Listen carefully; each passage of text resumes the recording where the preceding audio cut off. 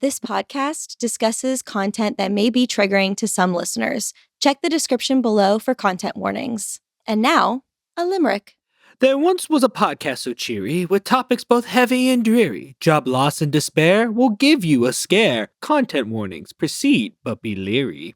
Why are teachers always crying in our car? It's our safe space. It's a thing. It's really a thing. Every teacher I talk to, I'm like, hey, how many times did you cry in your car your first year?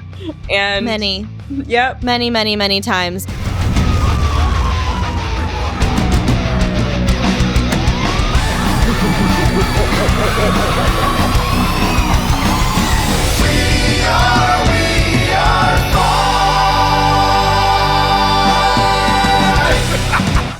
Hi, everyone. Hi. Welcome back to another episode of We Are Fine podcast. Is it We Are Fine or We Are Fine? I always say it different. You know, it's whatever you want it to be. All right. Well, today I want it to be We Are Fine. We're fine. We are fine. Are we fine, though? Somewhat. If you're not laughing through the tears, are you fine? I don't know. That's a good question. That's what our whole show is all about. We deep dive into tons of different relationships, including teacher relationships and all kinds of stuff that life throws at us. So before we get into our guest, which I'm super excited about today, what's new with you, Jordan? Well,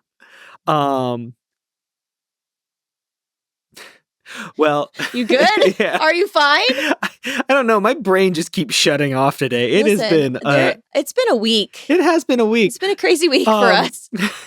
Well, at least this was a fun week. You participated in your first golf tournament. I did. Ever. I did. His company hosts a golf outing every year for like their charitable foundation. I'm gonna hit my mic.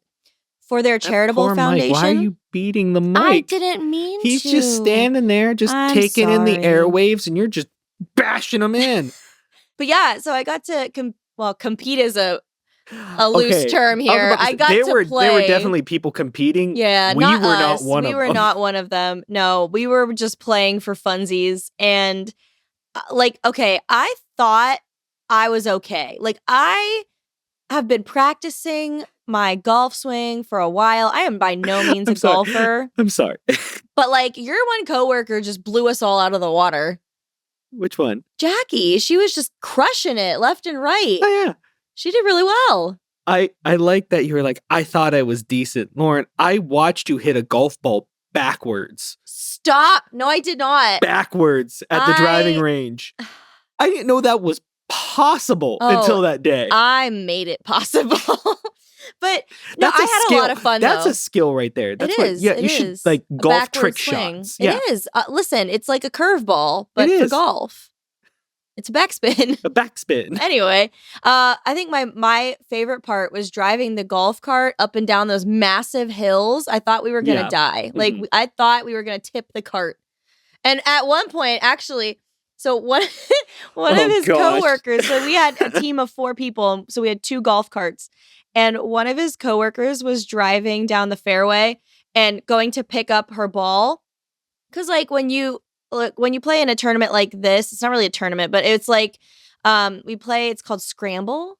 So whoever hits the ball closest to the hole that's the ball that everybody else hits off of every time you take your turn. So she was going to collect her ball to move it to the place we were hitting from.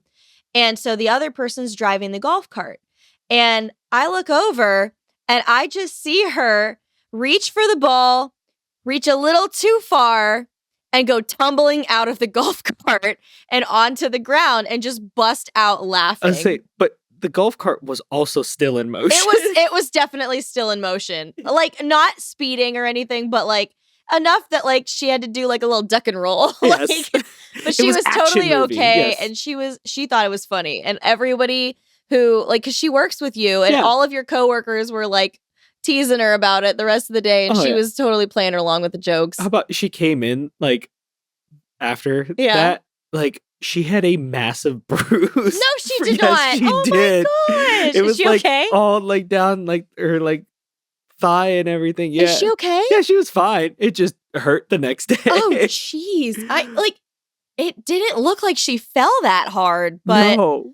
I was also way across the fairway. Yeah, so. I also want to redirect this story because you're not telling about how you almost just murdered someone. No, with I a golf did ball. not. Okay, you're being dramatic. You hit that golf ball at 100 miles an hour straight for someone's head. So okay, 100 miles an hour. I think that's a bit of a stretch. No, you're definitely on that WPGA track, and you were like that golf ball was it's not my smoking fault. off the tee. It's not my fault that they had placed this group of people under a tent with they were like a refreshment stand. So you had like beverages and like water and snacks.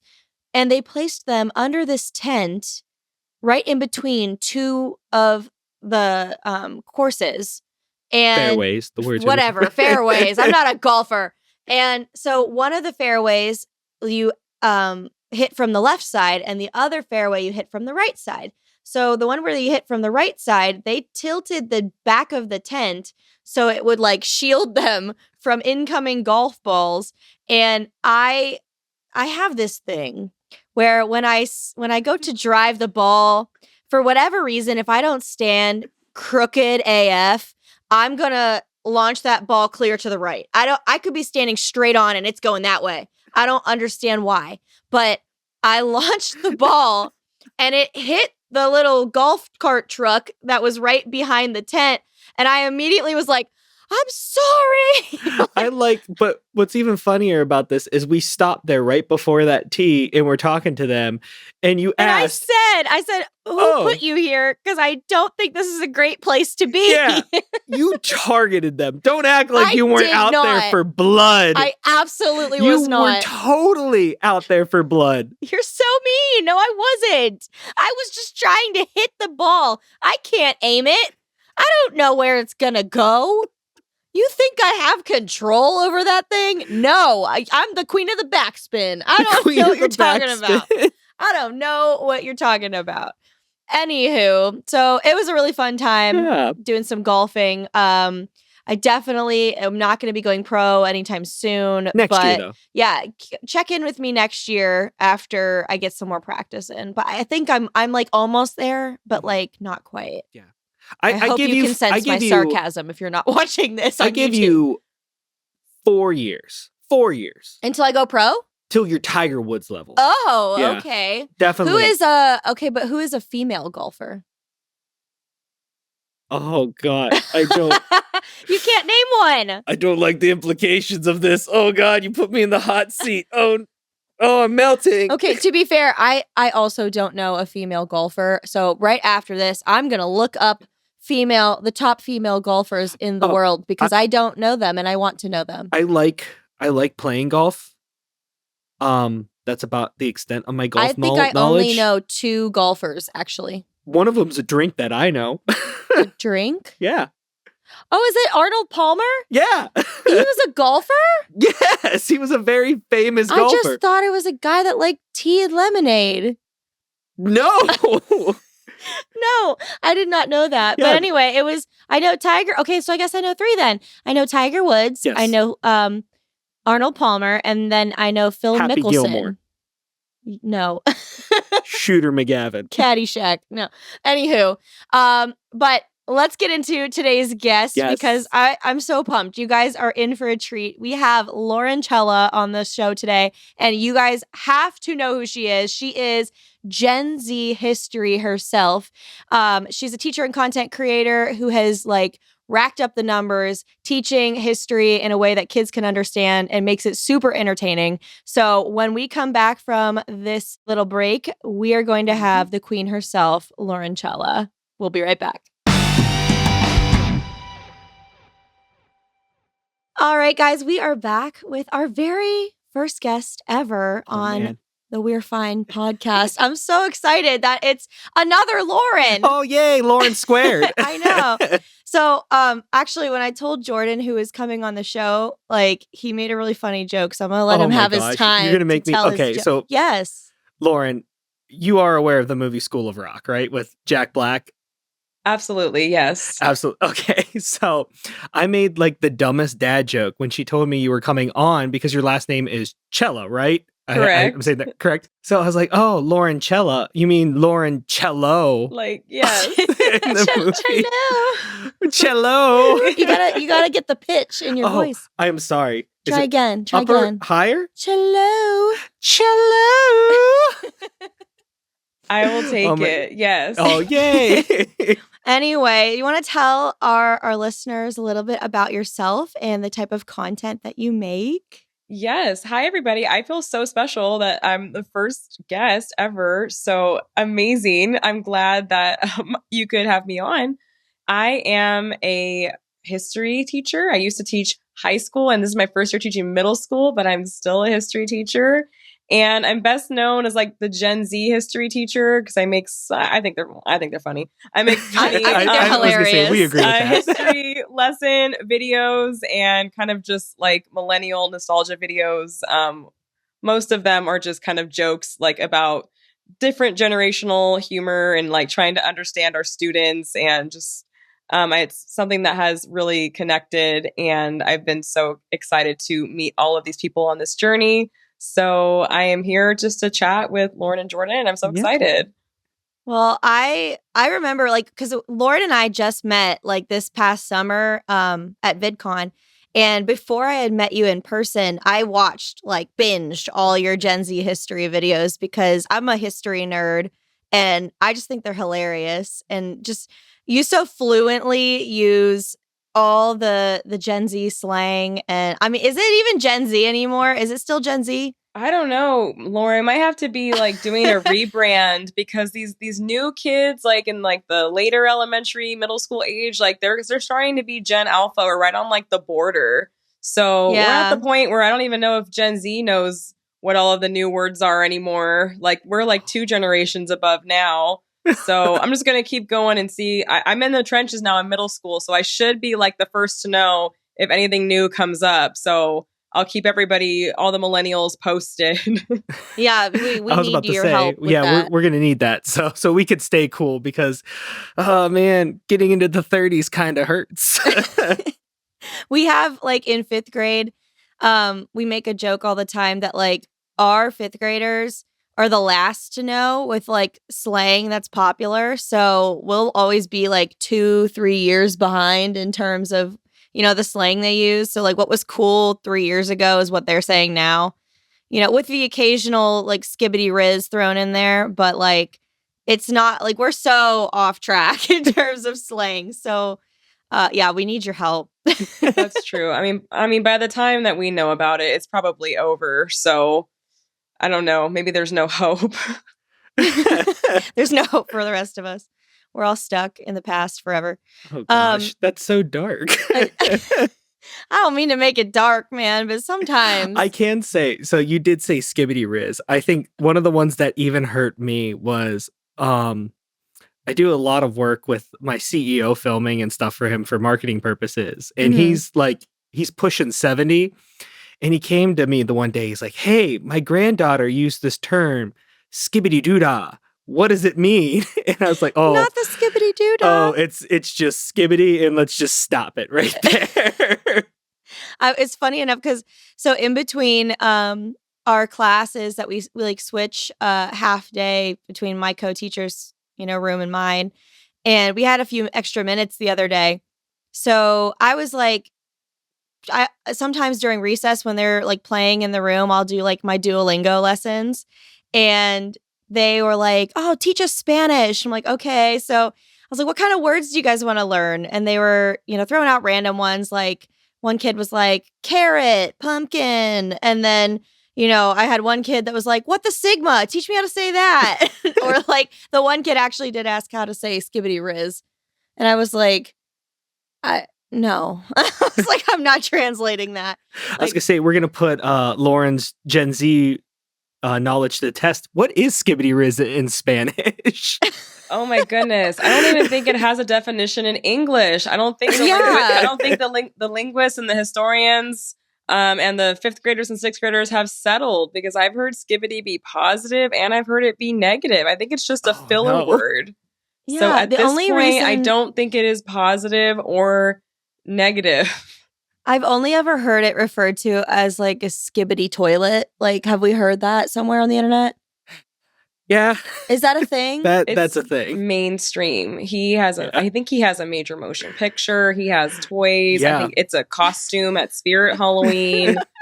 Like, it has fully infiltrated. He's got a whole enterprise. Yep. Yes. A whole it's not enterprise. If we thought it was going away, it's not. That's a thing, though. I mean, there you go. That's your next merch idea: is start making different slang merch. You could have totally capitalized on the skibbity toilet. Man, next time. I'll catch I'll let that one go. That's fine. They can go without me. I'll catch the next one.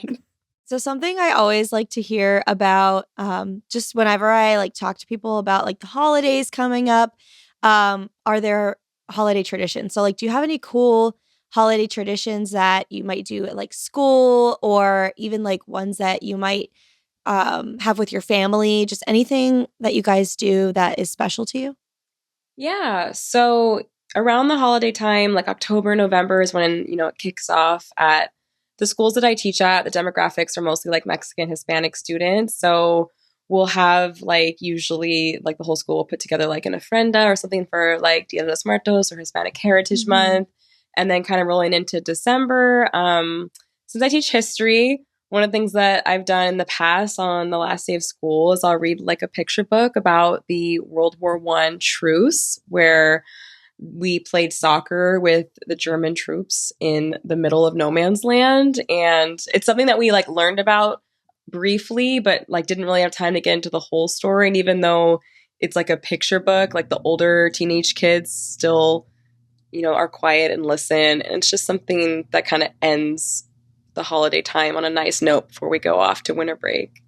I'm pretty sure I read that book last year, because I distinctly remember, maybe it was something a little bit different, but I remember reading a picture book about like the two sides like in the trenches, and then something about like, did it happen in the book where they actually like got together on like the holiday? Did they actually come out of the trenches and get together?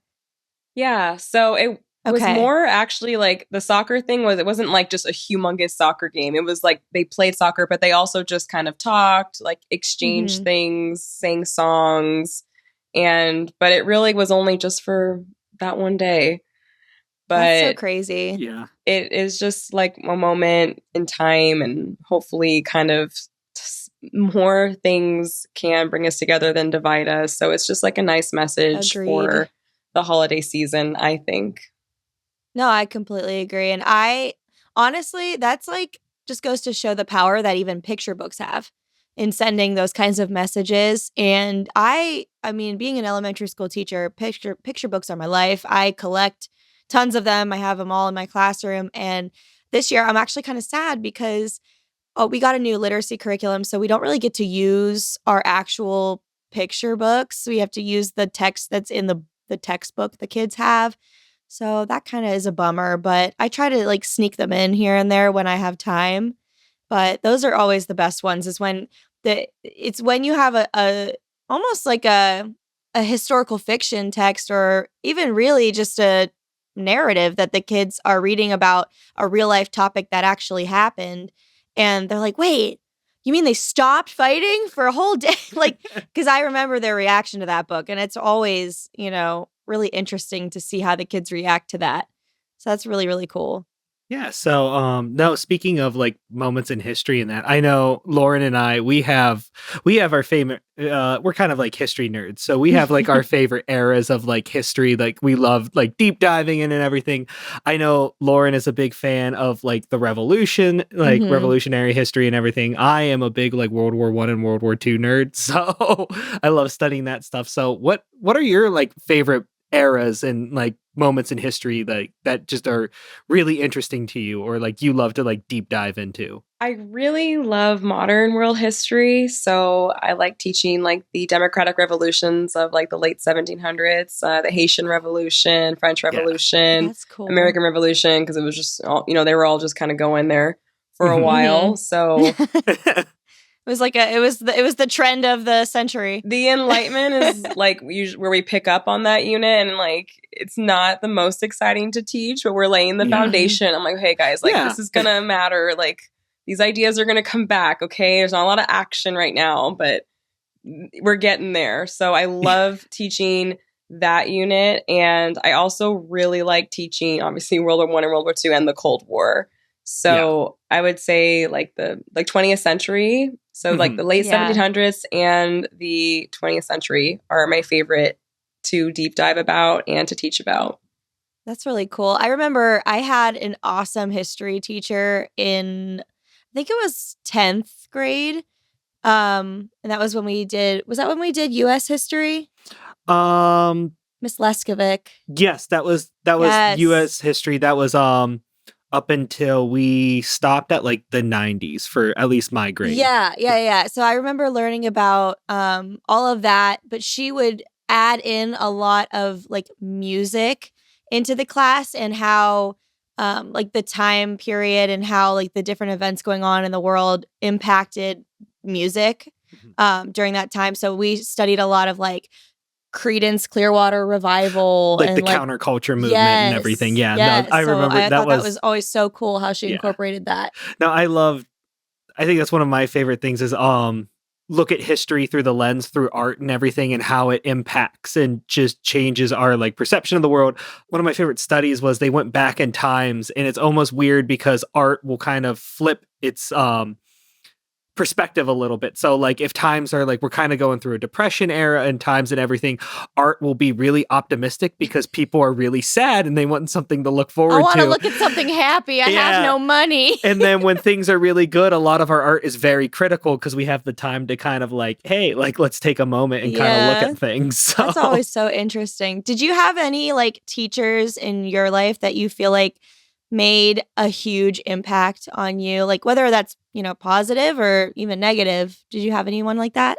Yeah. So first of all, Jordan, I had teachers that did the same thing, and now I do the same thing. I think it's like a history teacher cliche that you have to play "We Didn't Start the Fire" and like analyze it. Like I'm going to do it every year, and the kids are always like, what? But then they always end up liking it. And then we bring in like the Fall Out Boy version, and I was like, you guys were alive for like half of these. Yeah. And, you know, and you can even keep going with that, like through, you know, Unfortunate Son, Woodstock, or even all the way to like American Idiot, if you get far enough in the curriculum. And so I love doing that as well. And because my teachers did that for me. So I was fortunate, Lauren, to your question, I was fortunate enough that almost all of my teachers were really great. And especially in middle school and high school, my history teachers, they were just so cool. And it was the first time I felt like it's always the history teachers. Yeah, those are the coolest ones. I remember being in that class, and it was like the first time I kind of felt like a teacher treated me like an adult. Like, that's good. you know, like your parents kind of tell you like what you should believe, right? You know, and so it was like the first time that like someone has ever asked me like a critical question about history and like current asked events. Your opinion on things and like actually, that I just had never had that experience before, and you know, I was able to have that with most of my teachers. So it was really great, and so shout out to all of my history teachers in high school and in college. Negative though, you know, I will say that the negative things that teachers say to their students, like, definitely stay with them. Like, you think, like, sometimes it's such an offhanded comment that, you know, they might have made, but, like, it sticks with them. Like, I have this one teacher, and, oh my gosh. I don't know if I want to tell I'll tell the story. So, okay. I was a good student, okay, but like senior year, I probably had some senioritis. Like now, I see this through her lens. Who doesn't? Okay, and who doesn't have senioritis? Who does not? Now I like kind of see where she was coming from. At the moment, I thought she was but like now I see where she's coming from. So I had this class. It was senior year, and I had a 0 period. So it started at like 6 a.m. And I'm pretty sure there's like a law that school can't even I'm start. Sorry. Yeah, was that just sounds was that gross. A 6? Yeah. And then a colon 00, 6 a.m. At 6 a.m., maybe 6:30, but it was definitely 6, okay? And, you know, I played sports. You know, you're a teenager. Like, they're tired. I was tired. And I liked the class. It was an English class. I liked the class. Yeah. But it was 6 a.m. and she would kind of just read. We had like this anthology book and she would just like read it everyone out loves loud a good anthology to us. And it was like, you know, to her credit, maybe she had like a really relaxing voice. You know, but I would fall asleep. Oh no, I was going to say, I think I see where this is going. I would fall asleep and like, I wasn't trying to be disrespectful, but like, I fell asleep a lot or I missed that class a lot. So for that reason, she wasn't super fond of me. And, you know, she would tell me like, you're not going to pass the AP like with this, like this is this. And I was like, I think I am. I passed all the other ones. But like, she would always give me like, you know, 1s or 2s on my practice ones. And I'm like, I don't think that is, you know, a 1 or a 2. Listen, come on, ma'am. You know, but please, it is 6 a.m. I'm doing pretty good for 6 a.m. I was gonna say, I remember when I was in high school, like I was going to bed at like 1, 2 in the morning to be up in 4 hours. That just hurts. That just, oh my gosh, painful. I mean, our school started at 7:30. There weren't any classes before then. But I mean, that was even early for me. And I was staying up late, probably later than I should. And I distinctly remember like nodding off in class multiple times because you're just exhausted all the time when you're in high school. Yes. And but I also had a teacher like that. And no hate to this teacher because she was actually one of my favorite teachers, but it was a comment that stuck with me the same as yours did with like her telling you weren't going to pass. Like, so I took honors English all through high school. You know, language arts is my strong suit. So I thought I did really well in this class. And then at the end of the year, like we had to do this kind of exam that was like a AP entrance exam kind of thing. So we had to, you know, I don't even know, do explications and, you know, different writing prompts for this text that we were reading. And I remember her telling me that I shouldn't take AP because I like to take my time when I write. And I wouldn't be able to write fast enough when they do, like, I guess they did like explications every Friday or whatever. Mm-hmm. So like that just like crushed my little soul because I'm such a perfectionist and I want to do my best. And I really loved English. So like to be like denied, like I was so broken. I was like, what do you mean I can't do AP? And I didn't. I ended up taking honors. But like that stuck with me to this day. I was just like, I do like to take my time when I write. I feel bad because I was the opposite. Like I know, you were a genius. I was I ended up being like one of like the top students in my class and everything. But my senior year, like senioritis hit hard. Like I was done. I was checked out. And it was like an every 6-year thing because didn't that happen in 6th grade too? Yeah, it must be. You like checked it out timed. in 6th grade like, and then done. checked out in 12th grade. Checked out senior year of college. Like I'm just done. No, but for me, it was one of my math teachers. He was just a jerk and I don't like him still when I look back. But like, wait, I think I know this story. Is this the story you're going to tell? Are you telling the story? The 2-question test? Yes. Okay, yes. Oh my gosh.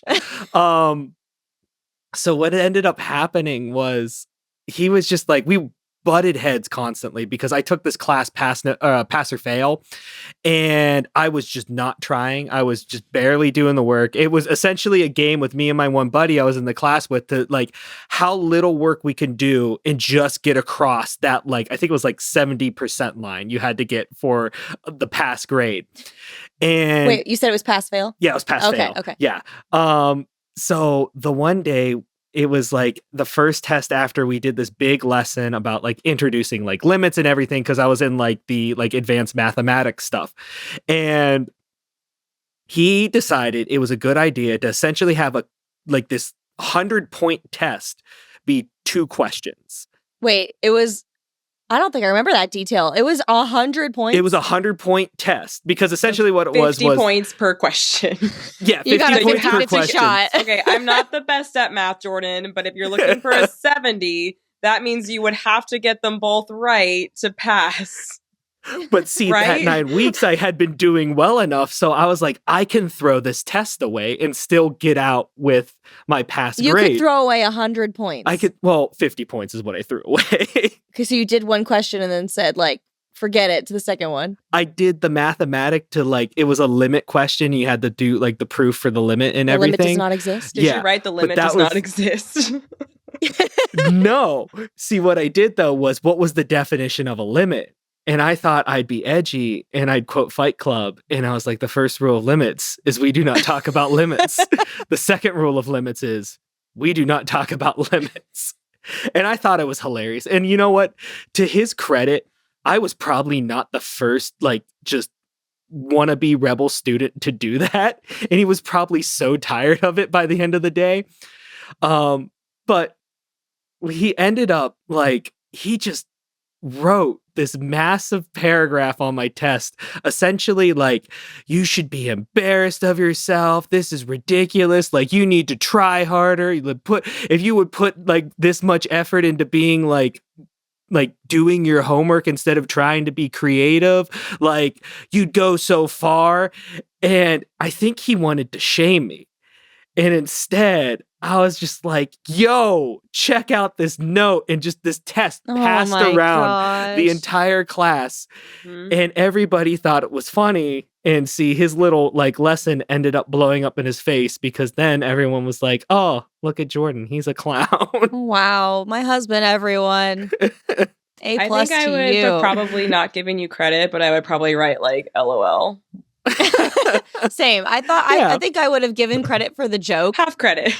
Yeah. Half credit. Yeah. You would have got half credit for the joke, but it seems like this guy didn't have a sense of humor. Oh, he did not. No. He cared more about the soccer team. I mean, he mainly checked out and wanted to be friends with all the soccer players. So, and unfortunately I didn't play soccer, so. Well, yeah, no, I was not an athlete in terms of like athletics that people at like high schools generally care much about. Yes. Like I did cheerleading, but that was about it at the high school level. So how did college go for you then? Was it any different, or was it like kind of similar? Well, you know, I did end up passing the English AP and I majored in journalism. So, look at you. So we were off to a great start.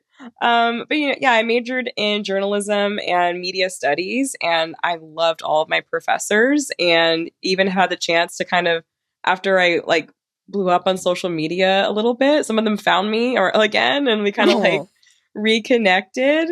And it was so cool because my major was media studies, new media studies, and this was in like 2010, 2011, 2012. So like, social media algorithms were new. Instagram was new. Yeah. So I like took classes about Instagram, about how to go, like our final was like how to go viral. Like we had like a test about memes and like advertising. Yeah. And so like I have a little bit of an advantage because I like my whole education was about this stuff before like the term influencer like even existed.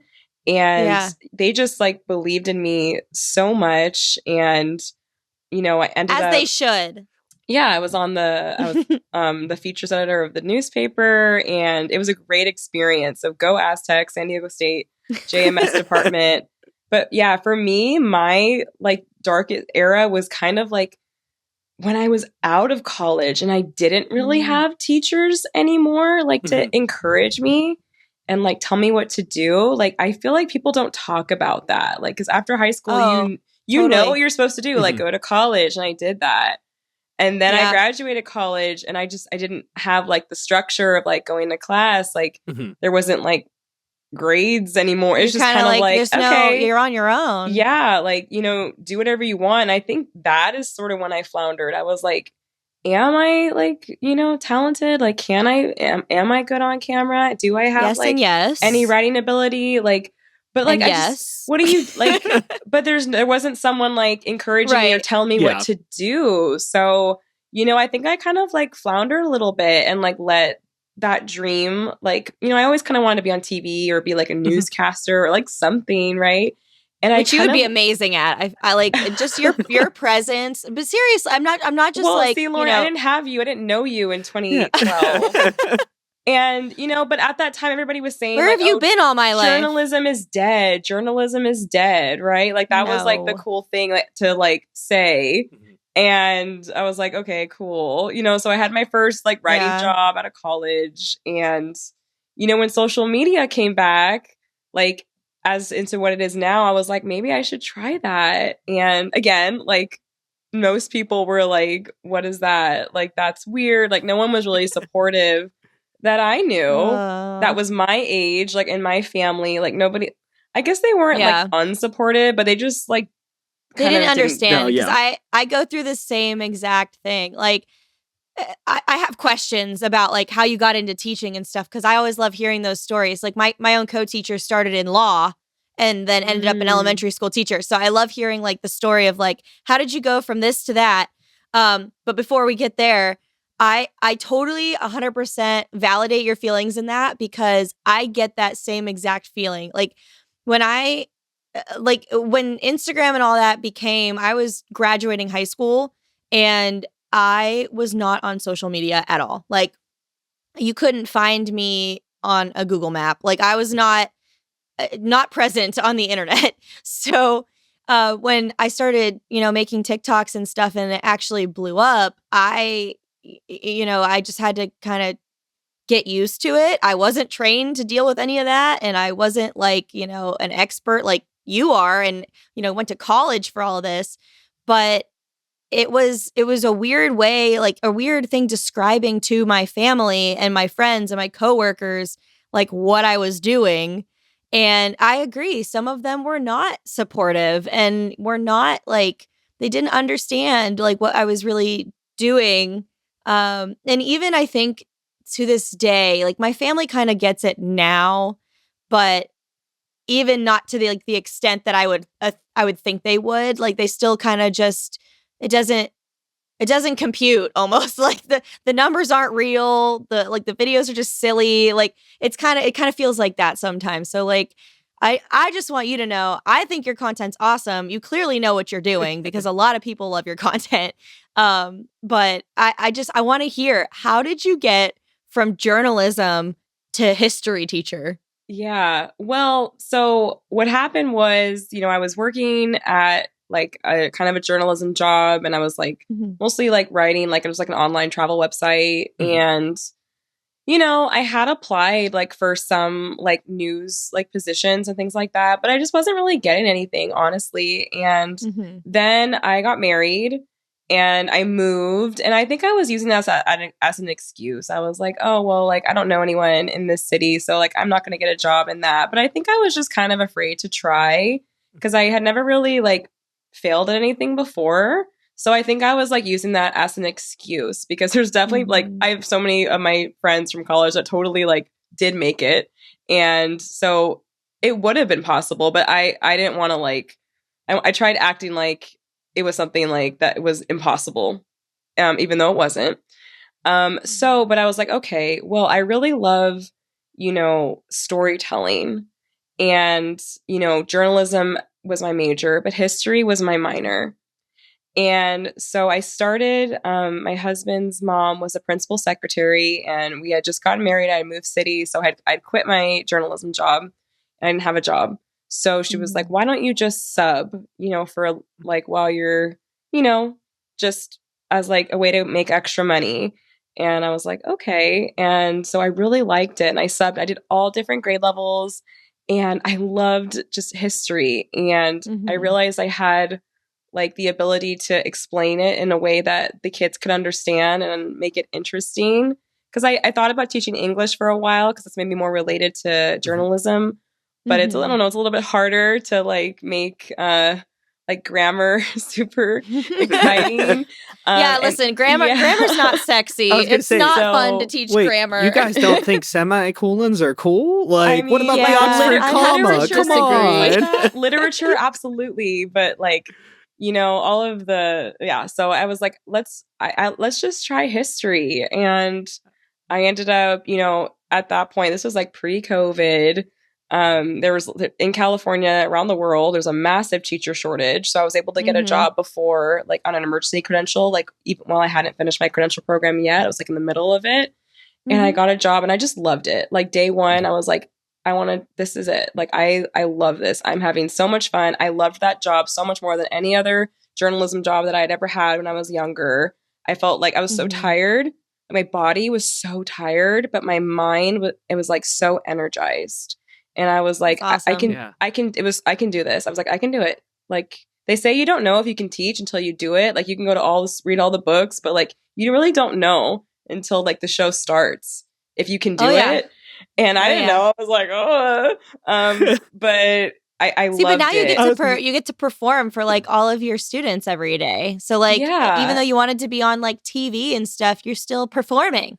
I was gonna say I might be the exception to that rule, though. It's the connection, and then it's the connection that I had with them, and that it was so special. And I did not go into social media to try and leave teaching. I know some people do that, like more power to them, but like that is not like what I wanted to do. I love teaching so much that I just kind of combined like the two skills that I had when, TikTok and Reels started coming out at the, my kids were the ones who like told me about it and encouraged me to do it. And so kind of just found my way back. That's awesome. Yeah, I'm the same way. I do know, and more power to them, all my other social media friends that have taken off and maybe have chosen to leave the profession. More power to you. Do what makes you happy. I agree though. I feel like I would really miss my job. Like I in the summer, like I might be happy for like June, and then I'm bored out of my mind not knowing what to do because I'm like, I want to be planning stuff and making things for my classroom and reading books, and it's just like you miss it. And it's I feel like if I left for social media, I would really miss it too. So I'm with you on that point. And believe it or not, I know some people are very 50-50 on this, but I truly do think that, things like that happen for a reason, and we all end up where we're supposed to be. Whether the road to get you there was bumpy or nice and smooth, like we're all going to end up where we're supposed to be in life. And I'm glad that you found the career that like lets you feel fulfilled and allows you to kind of mix your two passions, which is so rare and I think is just amazing for you. But yeah, that is incredible. So thank you so much for that awesome story and those amazing conversations. But we're going to take a quick break and then we're going to come back and play a super fun game. Oh, man. And welcome back. Oh, now it's time to have some fun and play a game. So, Lauren, why don't you explain to everybody what we're going to be doing here? I'm ready to embarrass you. Embarrass? Yes. Oh, I do that every day. So Stop. Okay, so we are going to play Are You Smarter Than AI? Oh my goodness. Am I playing against Jordan? Yes. Yeah. Oh no. We're pitting teacher against student because Jordan has never been a teacher. Yeah. So we're going to test our knowledge. I was going to say, I'm more scared because like you both are still teaching it in the classrooms. I'm a creative director. I just make things look pretty all day long. I don't know anything anymore. Well, you do have a little bit of leeway because we did have a variety of questions. Okay. So it, we couldn't give Lauren all the advantage of making them all history because then she'd just crush you. I still think she has the advantage, but okay. I think that's fine. Oh my goodness. Okay, so we asked ChatGPT to come up with different questions from every grade level, from kindergarten all the way through 12th grade. Oh, 6th grade is going to be a struggle bus. Wasn't really there for that one. So we're going to go back and forth. I'm going to let our guest start. Okay. So Lauren, your first question is a kindergarten question.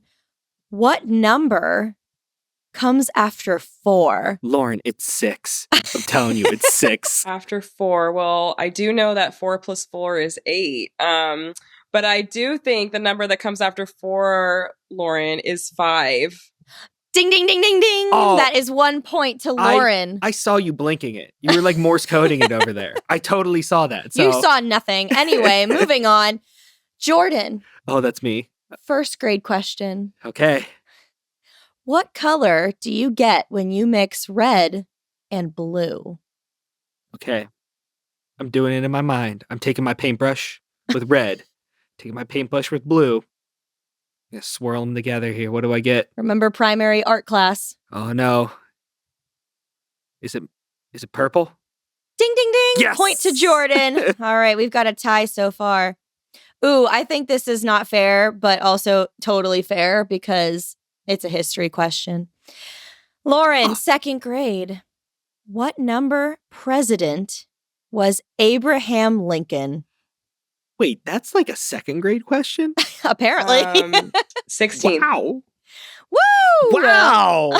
Did you know that? No, I did not. I feel like that one's common. I didn't know he was the 16th. I was, if I was gonna guess, I was totally guessing 15. So I was at least you close. weren't that far. You weren't that far off. I don't memorize like their numbers. I just know, oh yeah, they were a president. Yeah, but there are certain presidents that you do memorize their numbers. 44. Barry-O. Yeah, there you go. 44.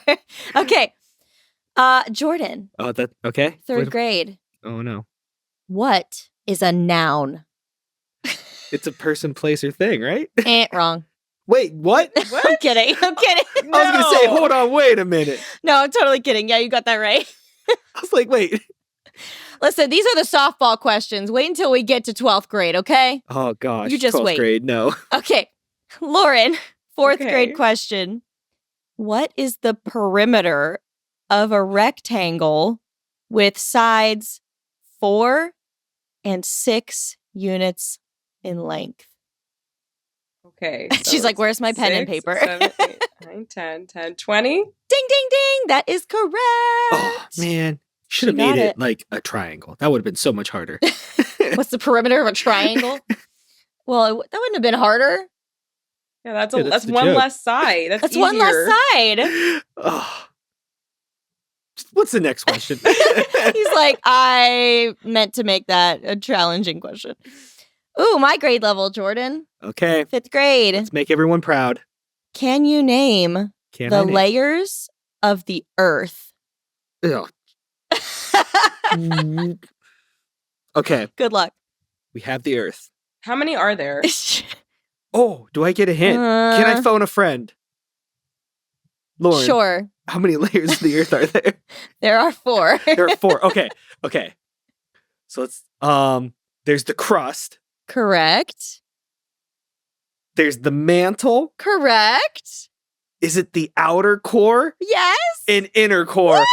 Oh my gosh. That was a tough one. In all honesty, that I don't even know if that is like part of our 5th grade standards. I was looking at that one earlier. Ooh, Ohio, we're lacking. No, because I only know that from the movie The Core, to be honest.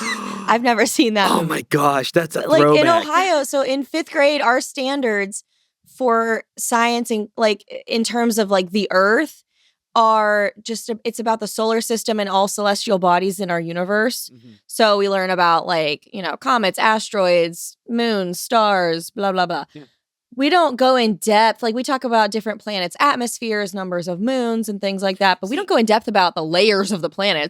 I'm kind of like, I think it's weird because I remember learning the layers of the earth in like 4th grade. I definitely learned it. I colored I remember like coloring something. Mm-hmm. I think, there was something going on there. Maybe I need to step up my game, man. I guess do. I gotta start teaching these kids about the because they're totally gonna use that. Apparently, in the future. I know. Now I'm gonna go print out a picture, like a diagram of the Earth's layers, and be like, "All right, kids, we gotta color this." All right, Lauren. 6th grade question: what is the main gas in the Earth's atmosphere? Bonus points if you can tell me how much there is. Oh my gosh. Oxygen? Hydrogen? Is it one of those? No, actually, I would have thought the same thing. Hold on, isn't it nitrogen? It's nitrogen. And it's 80%, isn't it? Wrong, 78%. That's close enough. I can't give him the point for that. He was off. You're by like 2%. that math teacher that wouldn't give him the point. Yeah. Exactly. For my joke. No, but yeah, it's nitrogen. I didn't know that. I learned something new. I feel like I did, but obviously I didn't. So nah, I definitely did not. The student has now become the teacher. There you go. Yay! Wait, so do you get the point? I don't know. Is it like a steal? If I get it wrong, do they get a chance? Is that? I think it is. I think it's a steal situation because if he gets one wrong, then maybe you'll get it and you can steal. Okay. I like it. Okay, so I then think either way he's up. So. Okay, wait. So that puts you at 1, 2, 3 points, and Jordan at 1, 2, 3, 4 points. So 3-4. Oh, neck and neck. Steal. Okay. So we can still make a comeback. Yeah, but we're getting into those hard questions here. So. Oh, this would have been perfect for Lauren. All right. Oh, no. Jordan, 7th grade. I feel like this is not a 7th grade question, but 7th grade. Okay. What are the 3 branches of the U.S. government? Oh, that's easy. Legislative, executive, judicial. Correct. Yes. All right. So we're down to 5-3? I think so. 5-3. All right. Lauren, 8th grade question. What is Newton's first law of motion? Okay, first of all, I did know the 3 branches of government, so I'm annoyed. Why do I keep getting science questions? I am clearly not that I was like, I science. shouldn't have started with, I was trying to be polite and let the guests start, but I should have gone the opposite. He has a lot of laws. I'm like, I don't know. Okay, the first what was his first one? Is it like objects in motion tend to stay in motion? What's the other half? Yes. There's one more half. Like if every action has an equal opposite reaction. Is that that's a different one. That's a different one. How many are there? There's a lot, but you got isn't it 3? Yeah, his 3 laws. 3. Yep. But okay, so you got part of it. An object in motion will stay in motion unless acted upon by an external force. An object at rest tends to stay at rest. Oh, I have a joke. Are you guys? It's kind of related. Yes, to that. yes, I want the joke. What happened? It was like more like a riddle. What happens when an unmovable object meets an unstoppable object? I don't know what. The unthinkable. I like that. I'm going to steal that one because I teach forces in motion in 5th grade and we teach Newton's laws. Oh, gosh. So I'm going to steal that one. Okay. I think I get half credit. No, I'm giving you full credit for that one. 4-5. But you wouldn't give him full credit for 80%. Nope. Oh, see, well. Yeah, that makes sense. Girl power. That tracks. Girl power. That's right. Lauren's united. Okay. 9th grade question, Jordan. All right. What is a sonnet? Good luck. Wait. Okay. So there's a... Name the last time you read a sonnet. It's been a hot minute, hasn't it? Sonnet. I'm going to start playing the Jeopardy theme song. Sonnet is a blue hedgehog that runs really fast. No. And his name I think that you are mistaking is that Billy with Shakespeare. I think you're mistaking that for Sonic. Oh. Sonic. Oh, shoot. I knew that. I knew I got something mixed up. Sonnet is... Wait. Oh, wait. Oh, I'm sorry. I was gonna say, I'm sorry. hold on. Wait. You have an opportunity to steal. Okay. Isn't it like a short poem? Okay. Does it in a certain like iambic pentameter? Like, ooh. It's like, okay. Like 4, there's like a... Oh, you're so close. Do you know what I mean? Yes, I do know what you mean. Know what? I'm giving you the point. I bet this was in the anthology that teacher was trying to read to me when I was asleep. Well, maybe if you would have stayed asleep, you would know what a sonnet is. I was going to say, hold on. That is half-point territory. That is not full credit. It's going to be a full point. I make the rules here. Okay, a sonnet is a 14-line poem. This game is under protest. Written in iambic pentameter. I always say that wrong. Often with a specific rhyme scheme. Huh. I think I got it. Yeah. I think you got it. You even said, isn't it something with 4? Yeah, you were right. 14. 14-line poem. Huh. Iambic. And she even said iambic pentameter. So I'm going to give her that. That's a tricky word. Oh, here you go, Lauren. 10th grade question. If I can get the answer right. What was the Magna Carta? Okay. The Magna Carta was a document that King John of England had to sign in response to him persecuting the nobility. And it is significant because it was the first time the power of the king had been limited, and it said that everybody is equal under the law.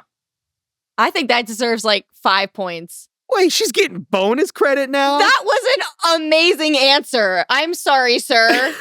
You told me that a perimeter of a triangle would be hard. It's also Latin for Great Charter. Okay. She's that's coming a 5 with point like question. all the receipts on this one. Yeah, she gets 5 points on that. She knows her content. All right. Okay, you're getting the 5 points there. So I think you're up to like 11 points. How many do I got? I think you got like 6, 7, maybe. All right, Jordan, 11th grade. We're getting down to the wire. Let's do this. If you can give an amazing answer, maybe you can get bonus points. Oh, boy. Okay, 11th grade. 11th grade. What is the function of the mitochondria? It is the mother fluffin' powerhouse of the cell. What does it do? It's the powerhouse of the cell. The powerhouse of the cell. Do you only know that from the meme? Or I only know that from the meme. Wait, what meme? There's like a meme that says like, "Oh, I'd never learned my taxes, but I know that the mitochondria is the powerhouse of the cell." I have not seen this meme. No. Let's see here if I can get this right. Oh my gosh! It's just tell me what a powerhouse does. It just gives energy to the cell. Okay, thank you. Yeah, energy. I wanted my extra points. I get denied extra points. You gave me the exact answer. She gave me an entire anthology. So there's a little cell floating through your bloodstream. Actually, fine, you get 2 points. Yes. Okay, I'll take my 2 points and go home. And Lauren's at 11. That's okay. I did better than I thought. You did too. You did okay. Okay, Lauren, I'm so sorry for this last question, but I hope you're a math whiz. 12th grade. What is the derivative of is it sine x? The sine of x? Sine? Yeah. Parentheses x. Isn't it like opposite over hypotenuse or something? Sure. I have no idea. And I got before I got in my other class, I was at 6 a.m. the year before, it was math, and I actually failed that class, and it was algebra 2, and I had to retake it. And Lauren, I teach I think high we're school, the same person. And when my kids are so smart, when they're like doing their math homework and they're like, "Can I work on this?" I'm like, "Sure." And then they're like, "Can you help me?" I'm like, "No, that is all you." Listen, I'm just going to say it. I think we're twins, separated at birth, because same. I also began my 11th grade year failing algebra 2, and I had to get moved into integrated algebra and geometry in like me October. Too. I couldn't take statistics. I had to like be in this weird like lower level math class that like didn't even count. And I know. Then I had to retake it with all the kids younger than me, and it was so embarrassing. Yes. So what is does Jordan know what is it? It's not 1 over the cosine of x, is it? It is cosine x. Okay. That counts. He got it. Close. I will give it. I was going to say, I couldn't remember if you I'm going to give it because at least your answer was close. I would have been like 3? I don't know. Yeah, I couldn't remember if it was when it becomes a fraction, because there's another thing too. It's not derivatives, but like maybe it's like the tangent of x is equal to 1 over the cosine of x. Is that trig?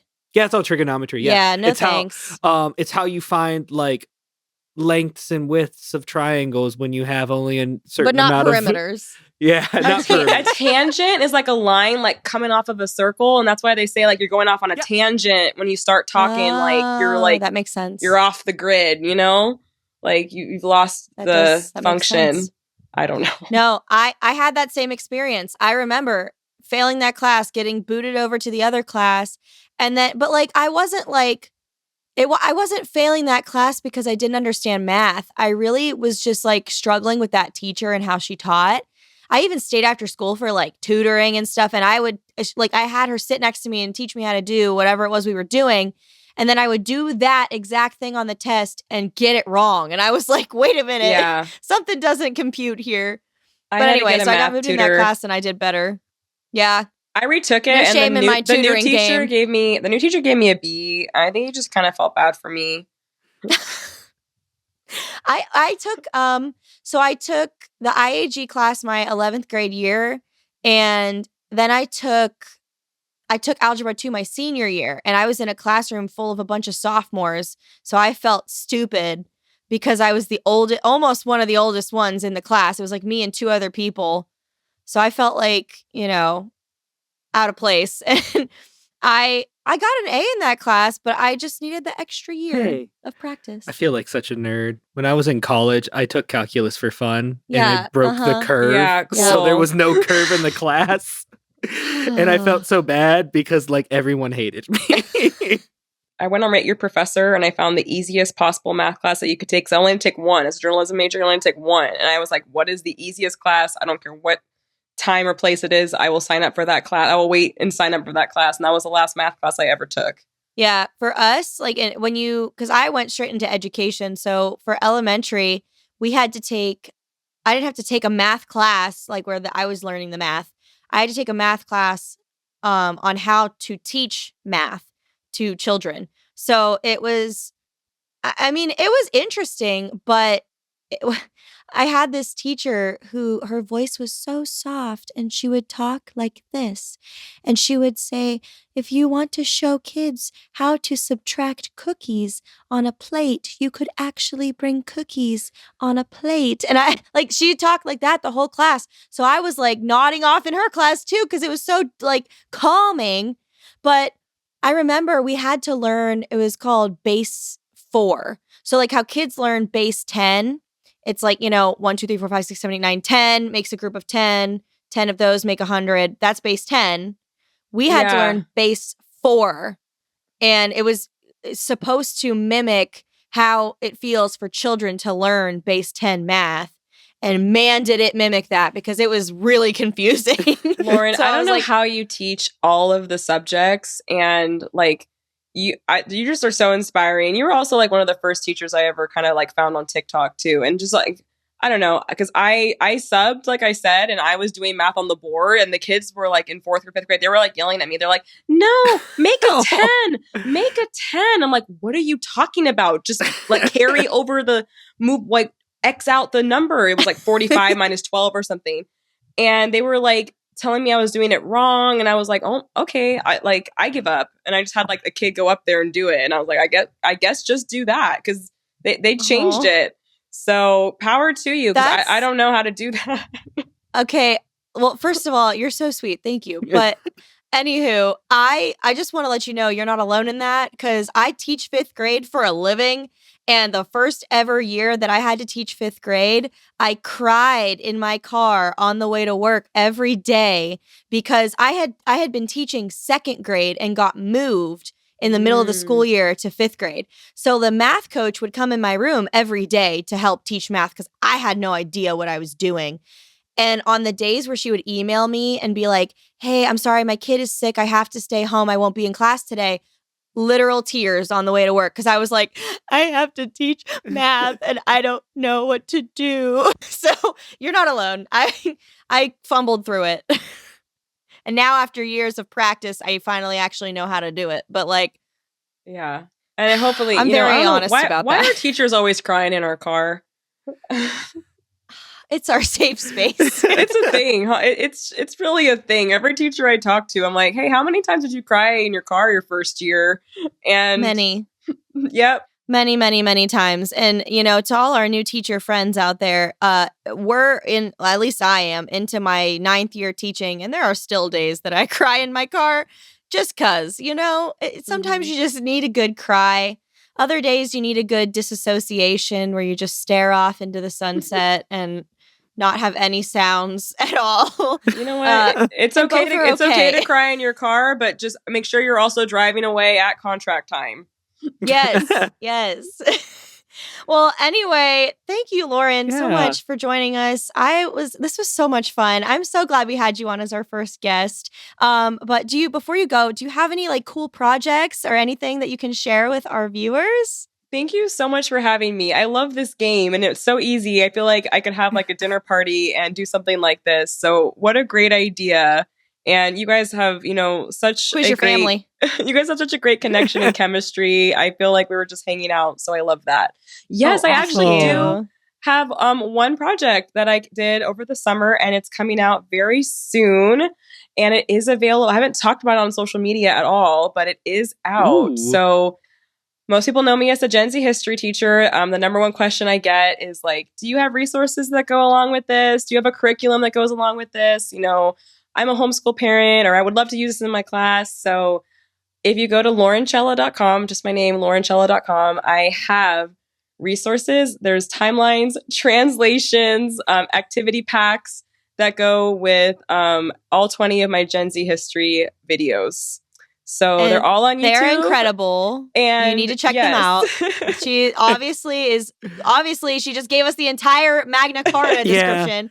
Yeah, she knows what she's talking about. I was going to say, if there's anyone you could trust to teach your kids history, it's Lauren. Yeah, so definitely go and check that out because it's an invaluable resource, that's so awesome that you created that for people to go along with your videos. So where can we find you on social media? So you can find me most days, if I'm not too tired, I'll pop up on Instagram and TikTok. So my handle on Instagram is just my name, Lauren Chella.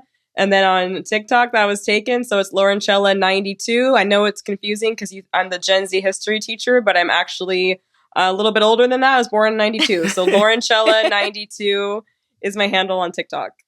Hey, that's okay. We're all like 92, 93, 94. Yeah, so just right in a row. We right have there. the same life. We are the same person.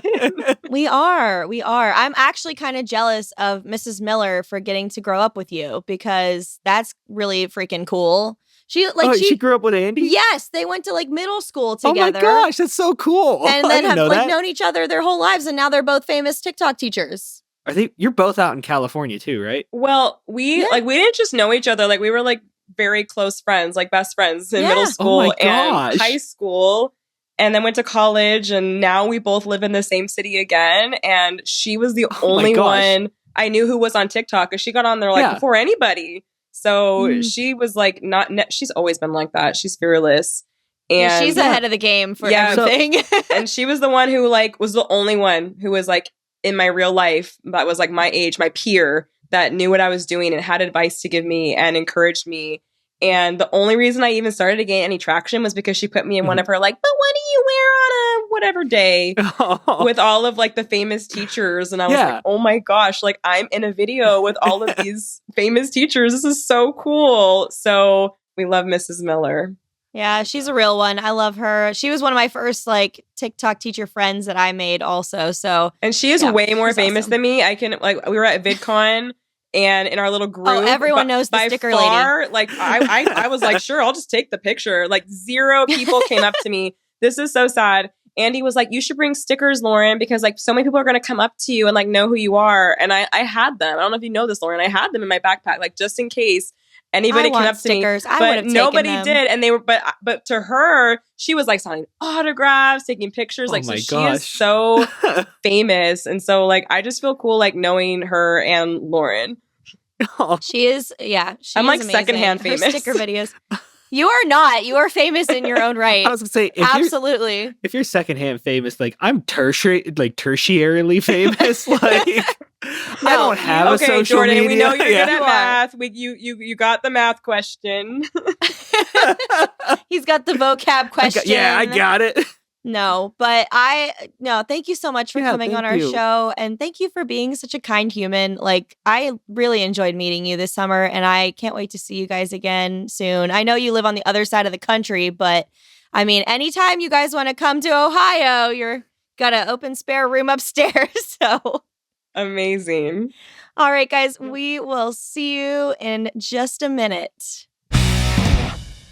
I am so happy that Lauren was our first guest. I know. She did just such a great job. I know like the one thing that stuck to me was that like fear of failure, and we don't always like overcome like instantly in that moment. Like she said, like she moved to that city and just kind of used that as like her excuse to kind of change career paths. But it's funny how we don't talk about that enough. Yeah. Really, like, because I mean, I felt that. Do you remember when I first graduated college and I felt lost because I couldn't get a job anywhere? I didn't know what to do with myself because just like she said, like I was so used to the structure of going to college, going to class and all that. Yeah. and now you're just like an adult. So no, I thought that was really like vulnerable of her to share. Yeah, because I was gonna say, even like outside of, so like it seemed like you guys is like your moment of that first like, oh my gosh, I'm an adult, no one's here is holding my hand, was like after college. For me it was, I was still in college, and because my first major was nursing, I was gonna be Nurse Woolley.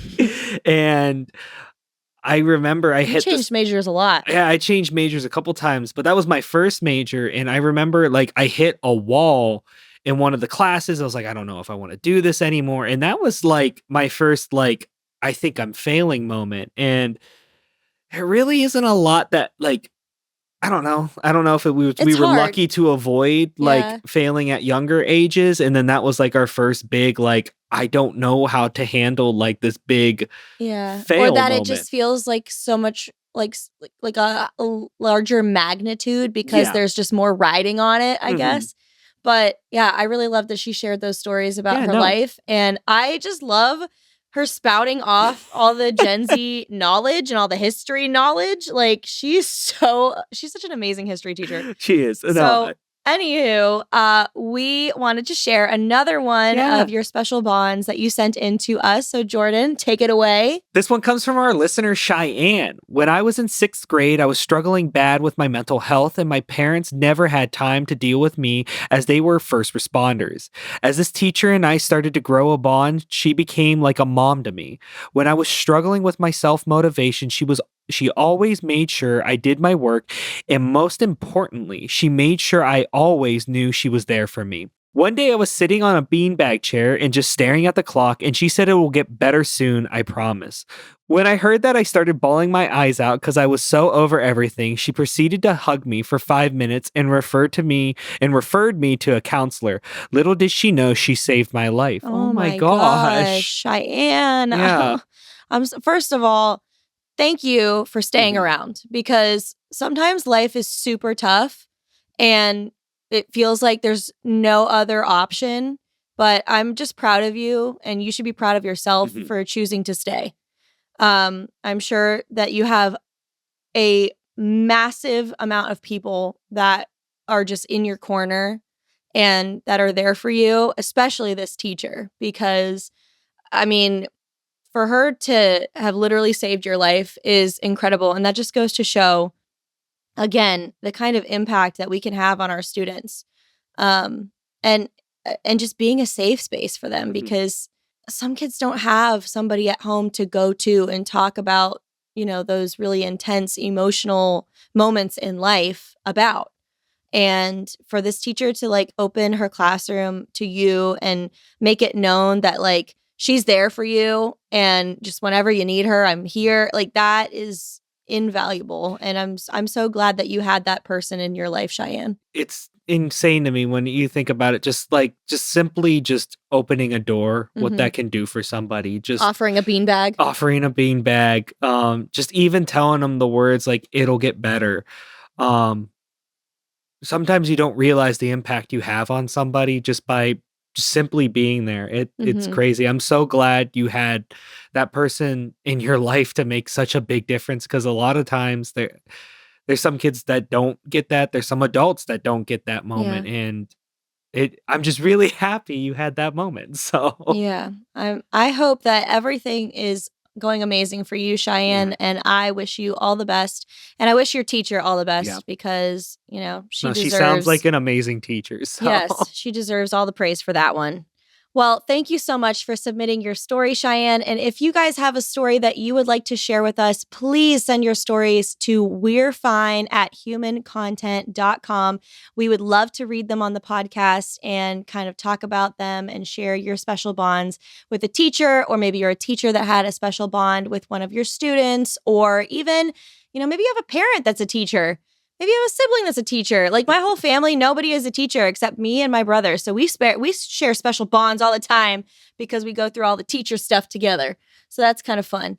But that being said, we also want to know how you think our show is going. We love to hear your feedback. So please, please, please share your feedback, whether that's, good, bad, everything in between. We want to read your feedback. We want to read your comments about the show and how you're liking it. What do you like? What do you maybe think we should change?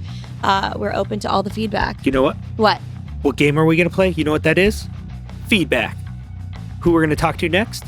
Feedback. What dumb joke I'm going to tell next? You tell me by giving me feedback. And how do we give feedback on this family? Well, in this family, we give feedback on IG or TikTok at Human Content Pods. You can definitely leave some love over there, or you can send it to our email. Again, we're fine at humancontent.com. So thanks to all of our listeners. Make sure you leave feedback because that's... What should they leave? They should leave feedback. And where should they leave? I'm kidding. Don't forget, every week, full episodes are available on my YouTube channel, Mrs. Woolley in 5th. That's where you can check out the video episodes in case you want to see our beautiful faces every single week. You don't want to see mine. Oh, I want to see your beautiful face. Ugh. Oh, stop it. Jordan, you're so mean to yourself. You need to be kinder to yourself. But who would keep real with me? So... I'll be real with you. Yeah. Yeah, you keep me in check, I keep you in check. But I also got to keep you in check and make sure you know that you're cute and adorable and smart and all the good things. I like you too. If you have a story that you would like to share with us and we can read on the podcast, we would love to hear it. Please send your stories to hello@wearefinepod.com or contact our team directly at hello@wearefinepod.com. So yeah, thanks for listening. Thanks for sitting around, joining us, being a part of the family. We're your hosts, Lauren and Jordan Woolley. Special thanks to our guest today, Lauren Chela. Make sure that you guys follow her on Instagram, Lauren Chela, TikTok, Lauren Chela 92. The executive producers of We're Fine are your beautiful host, Lauren Woolley. The gremlin over here is me, Jordan Woolley, and also Aaron Corney, Rob Goldman, and Shanti Brooke. Our editor is Andrew Sims. Our engineer is Jason Portizo. And our music is by Omer Benzvi. Learn more about our program disclaimer and ethics policy and submission verifications and licensing terms by going to wearefinepod.com or reach out to us at hello@wearefinepod.com with any questions or concerns. We Are Fine is a human content production.